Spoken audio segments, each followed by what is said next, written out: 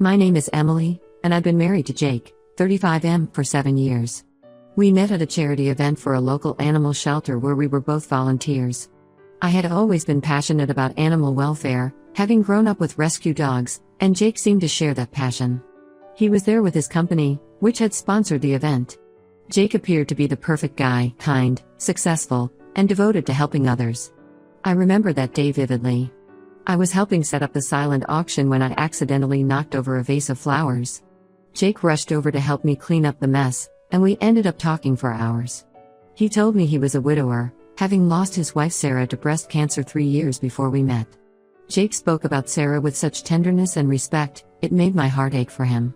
I admired his strength in continuing to live life and help others despite his loss. Our connection was instant, and we started dating soon after. Jake was attentive and caring, always surprising me with thoughtful gestures.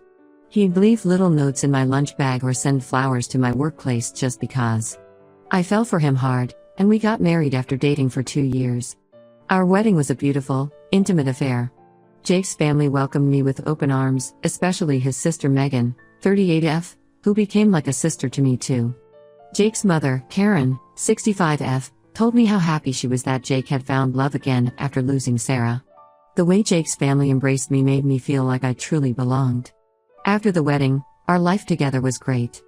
Jake runs a successful tech company that develops educational software for children with learning disabilities. His passion for his work was inspiring, and I loved hearing about the impact his software was making in kids' lives.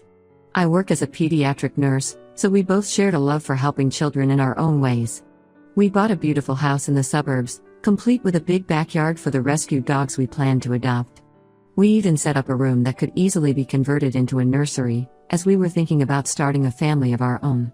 Everything seemed perfect, and I often found myself marveling at how lucky I was to have found such an amazing partner. Jake and I had our routines that made our life together feel so comfortable and right. Every Sunday morning, we'd go for a long walk in the nearby park, stopping at our favorite coffee shop for breakfast. We'd spend evenings cooking dinner together, trying out new recipes and laughing at our culinary mishaps. On weekends, we'd often volunteer at the local animal shelter where we first met, feeling like we were giving back to the place that brought us together. But last Christmas, my world turned upside down in a way I never could have anticipated. It all started when Jake's sister Megan came to visit us for the holidays. Megan lives across the country in California, where she works as a marine biologist, so we don't see her often. She arrived a week before Christmas, bringing with her a suitcase full of gifts and a contagious holiday spirit. One evening, while Jake was out picking up some last-minute gifts, Megan and I were in the living room, sipping hot cocoa and catching up. She had brought some old family photo albums, saying she wanted to show me some embarrassing pictures of Jake as a kid. We were laughing at a photo of a gap-toothed 8-year-old Jake covered in mud when I noticed something odd. In one of the photos, Jake was standing next to a woman I didn't recognize. They were at what looked like a company picnic, Jake's arm around the woman's waist. The photo was dated just 5 years ago, which didn't make sense because Jake had told me his wife Sarah died 8 years ago. When I asked Megan about it, she looked confused and said, "Oh, that's Lisa, Jake's ex-wife." I felt like the ground had dropped out from under me. Ex-wife? Jake had never mentioned being married before Sarah. I tried to stay calm and asked Megan to tell me more about Lisa. She seemed uncomfortable, realizing she had said something she shouldn't have, but explained that Jake and Lisa had been married for 3 years before divorcing. According to Megan, the split was messy, with Lisa accusing Jake of financial abuse and infidelity. I was in shock. Not only had Jake lied about his past, but he had also created an entirely fictional dead wife. The Sarah I had heard so much about, the woman whose memory I had respected and honored, never existed. I felt like I was living in some kind of twisted alternate reality. I didn't confront Jake that night, deciding to wait until after the holidays when Megan had gone home. I didn't want to cause a scene or ruin everyone's Christmas. So I spent the next few days pretending everything was normal while my mind raced with questions and doubts. I found myself analyzing every conversation Jake and I had ever had about his past. How many of those stories were lies? Had he ever told me the truth about anything? I thought about all the times I had comforted him when he seemed sad about Sarah, all the anniversaries we had quietly acknowledged. It made me feel sick to think it had all been a fabrication. After New Year's, when life had settled back into its normal rhythm, I finally confronted Jake. I waited until we were both home from work, sitting him down in our living room, the same room where I had learned the truth from Megan. I showed him the photo and asked him to explain. At first, he tried to brush it off, saying it was an old girlfriend. But when I told him I knew about Lisa, he broke down. Jake admitted that he had lied about his past because he was ashamed of his failed marriage and afraid I wouldn't want to be with him if I knew the truth. He said he had created the story of Sarah because he thought it would be easier than explaining his real history. He explained that his marriage to Lisa had ended badly. They had met in college and married young, just after graduation. At first, things were good, but as they both started their careers, tensions arose. Jake was working long hours to get his tech startup off the ground, while Lisa felt neglected and resentful. According to Jake, Lisa began accusing him of having affairs with his female colleagues. He swore to me that these accusations were false, but Lisa's jealousy and insecurity grew. She started checking his phone, emails, and even followed him to work a few times. Jake said the breaking point came when Lisa emptied their joint bank account and maxed out their credit cards, claiming she was protecting herself in case Jake left her. This action nearly bankrupted Jake's fledgling company. When he confronted her, she threatened to tell everyone he had been abusive, even though Jake insisted this was a lie. The divorce that followed was nasty. Lisa spread rumors about Jake to their friends and family, painting him as a cheater and an abuser. Many people believed her, and Jake found himself ostracized from his social circle. His business suffered as word of the scandal spread in their small tech community. Jake admitted that the experience left him traumatized and distrustful. When he met me years later, he was terrified of history repeating itself. He created the story of being a widower, thinking it would be easier than explaining his messy past. As I listened to Jake's story, I felt a whirlwind of emotions. On one hand, I could understand why he might have been scared to reveal this painful history. On the other hand, I was devastated that he had lied to me for so long. How could he maintain such a massive deception throughout our entire relationship? I asked Jake why he never came clean, even after we were married and had built a life together. He broke down, saying he was always afraid I would leave him if I knew the truth. He realized now that his fear had created the very situation he was trying to avoid. I was overwhelmed by the magnitude of Jake's lies. The man I thought I knew, the man I had built a life with, had been deceiving me from the very beginning. I couldn't understand how he could maintain such a massive lie for so long. What else had he lied about? That night, I packed a bag and left our house. I couldn't bear to be around Jake, to sleep in the same bed with someone who had betrayed my trust so completely.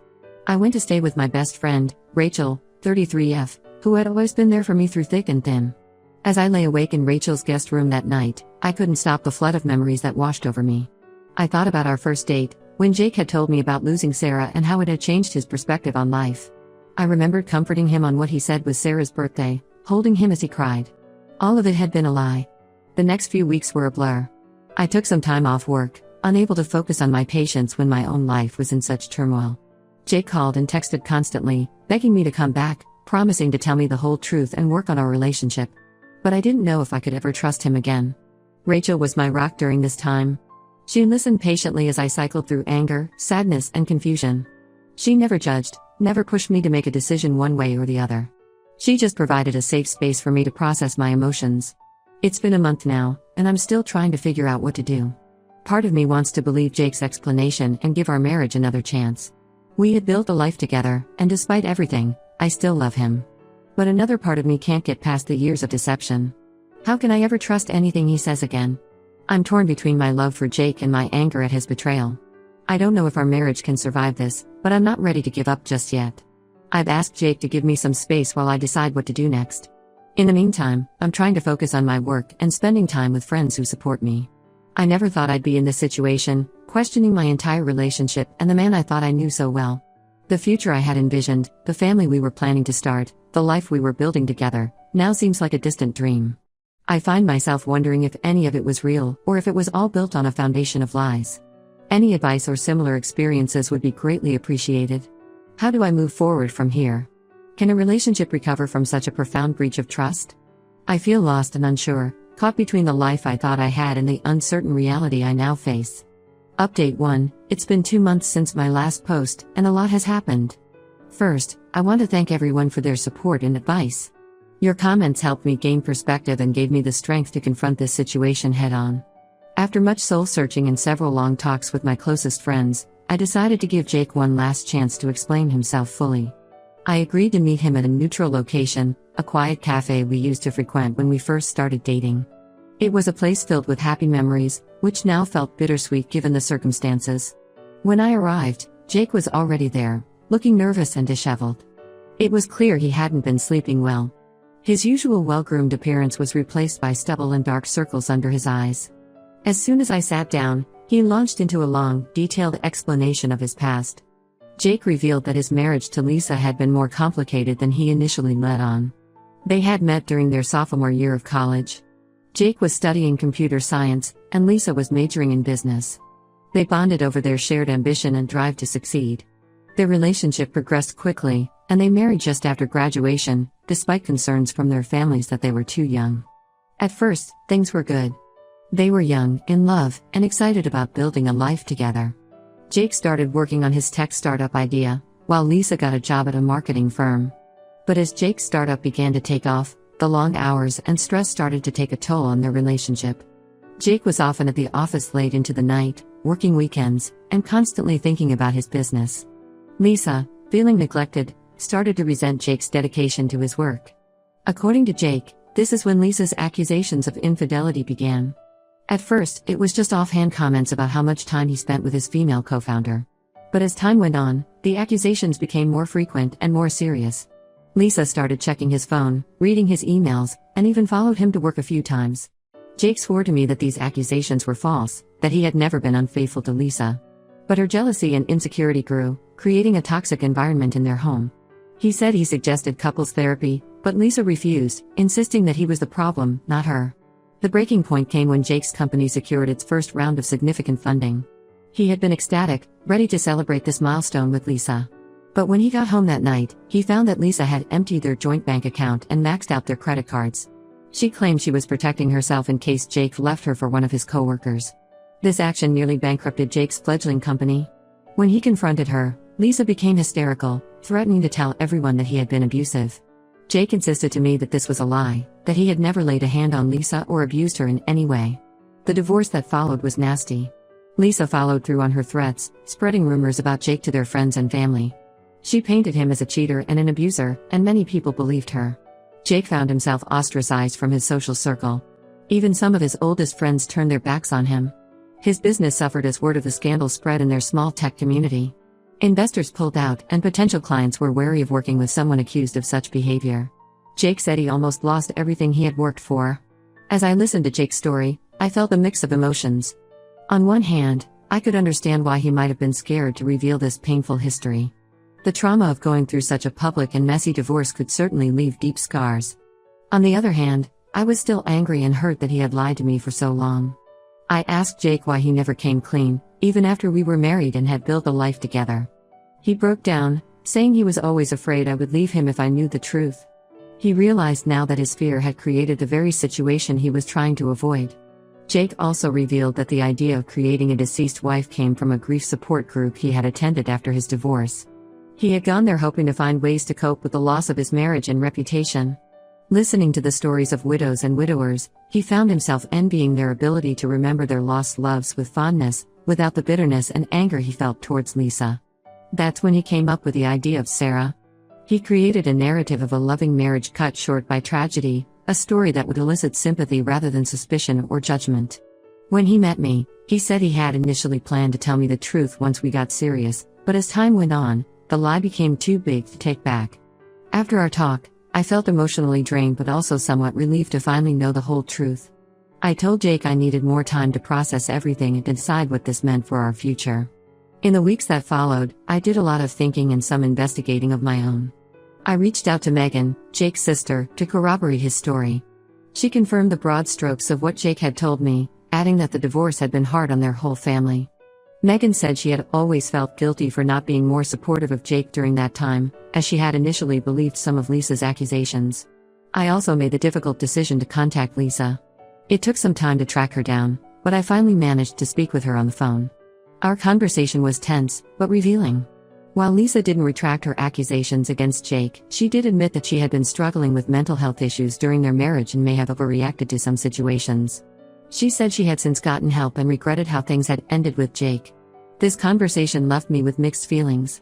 On one hand, it seemed to support Jake's version of events. On the other hand, it made me wonder if there was more to the story that Jake wasn't telling me. I also spoke with some of my own friends and family about the situation.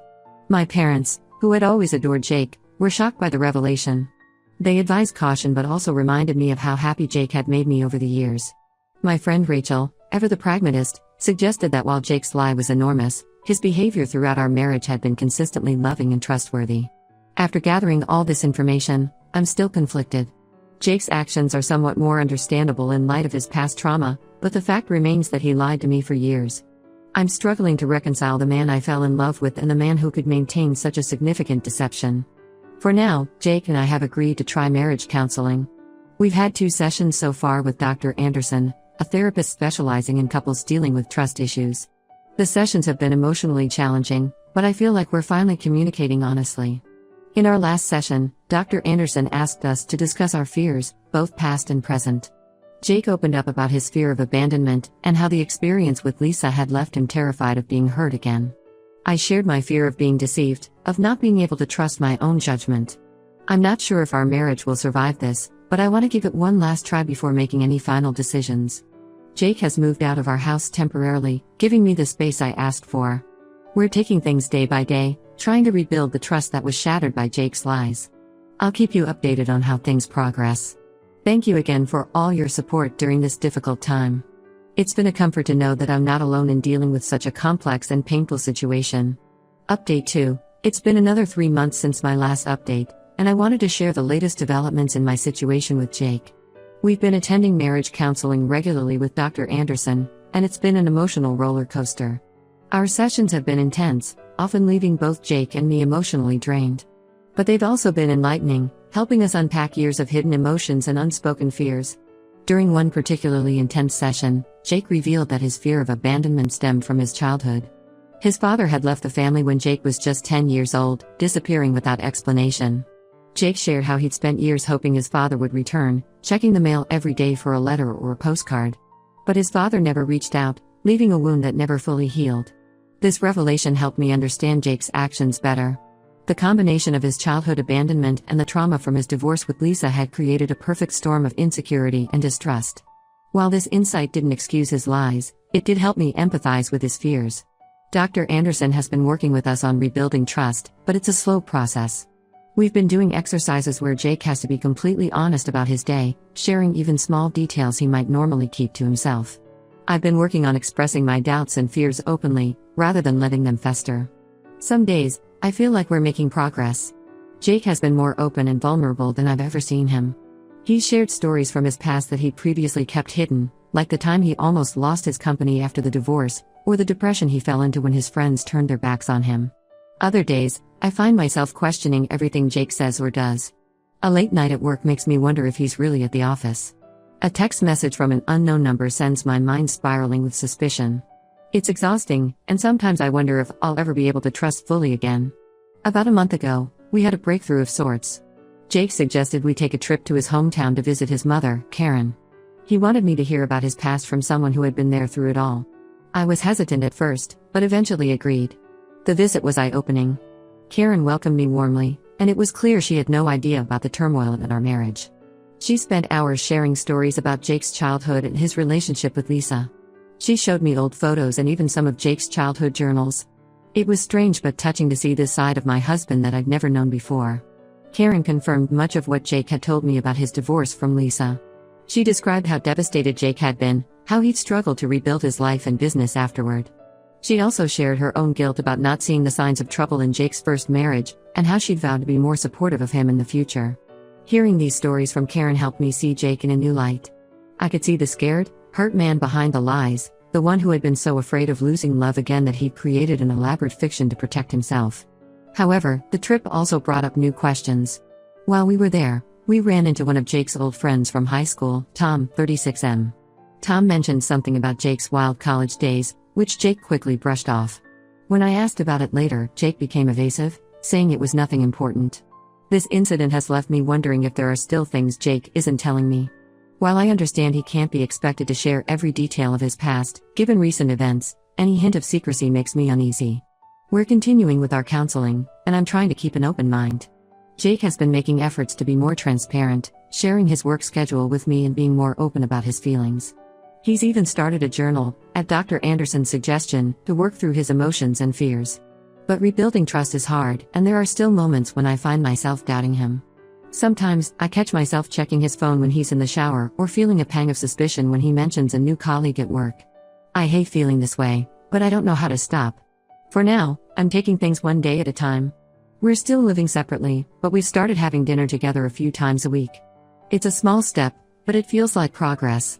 We're relearning how to be around each other, how to communicate honestly and openly.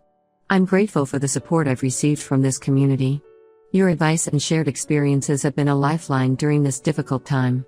I'll update again when there are significant developments in our situation. Update 3. It's been 6 months since my last update, and I wanted to share the conclusion to my story with Jake. After months of counseling and hard work on both our parts, I've made the difficult decision to end our marriage. This wasn't an easy choice, and it's taken me a long time to come to terms with it. The final straw came about 2 months ago. Jake and I were making slow but steady progress in rebuilding our relationship. We had even started discussing the possibility of me moving back into our house.